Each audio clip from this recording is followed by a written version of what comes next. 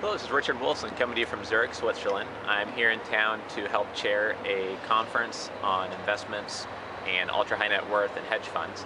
And what I want to talk to you today, being in Zurich, was about how family offices are different around the world. Today I'm in Switzerland. A few days ago I was in Brazil, in Sao Paulo, Brazil. And soon I'll be hosting a training workshop in Boston and meeting with family offices in those three cities. These types of experiences have helped me see the big differences between family offices, say in Singapore and Tokyo versus London and Switzerland versus the United States and Canada.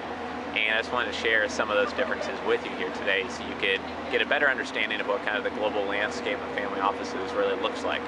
So first off, I think the major difference between Western countries and non-Western countries in terms of family offices is just how popular the family office concept is. In the United States and in London and Western Europe, there are thousands of family offices.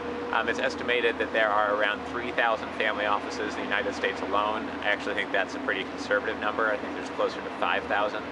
And globally, there's got to be close to 10,000 family offices. But the bulk are based in Western Europe and the United States. And that's important to know because these markets are very developed in those areas. The ultra high net worth people, they know exactly what a family office is in most cases. They have friends and peers that use family offices.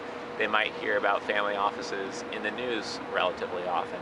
And the models here have been developed so that the family offices are very competitive against each other on what services they offer and what their rates are.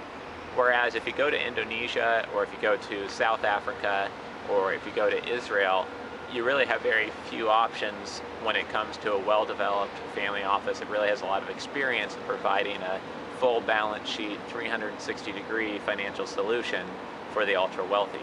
I recently had the chance to interview family offices in Dubai and Israel and Australia and Singapore and all different parts of the world for a book and interview series I'm working on with family offices. And it was really interesting to hear that in Israel, there's only 2 or 3 family offices that really provide a full service model family office solution in the whole country. I also found in Australia that while in a couple of the big cities there's a decent amount of family office competition because Australia is a pretty well developed and healthy financial center. Even so, on the West Coast and even the western half of the country really, there are very few family offices operating.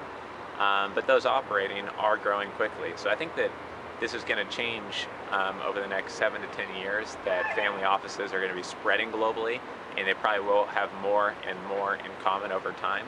But at this point, the non-Western Europe, non-United States family offices do look a lot different than the ones that you would see, say, based in New York or California or London. So I hope this video helps you understand a little bit about some of the very basic differences in family offices. And actually, just before you go, is one more thing. What I found is that typically in Australia and the Middle East and a few other areas such as Southern Asia, where family offices are relatively new but growing quickly, lots of the time it's the first generational wealth that are flowing into those family offices. It's the people who are just now being the wealth creators as an owner of the business, where they took a business public or just sold the business, and those people are really driving the growth of the family office industry. It's much less so second, third, fourth generation wealth that's now deciding to put their money instead of a wealth management firm into a family office. What I've found, at least in my experience, is that generally in non-Western countries, that it's the first generational wealth that's going into these family offices.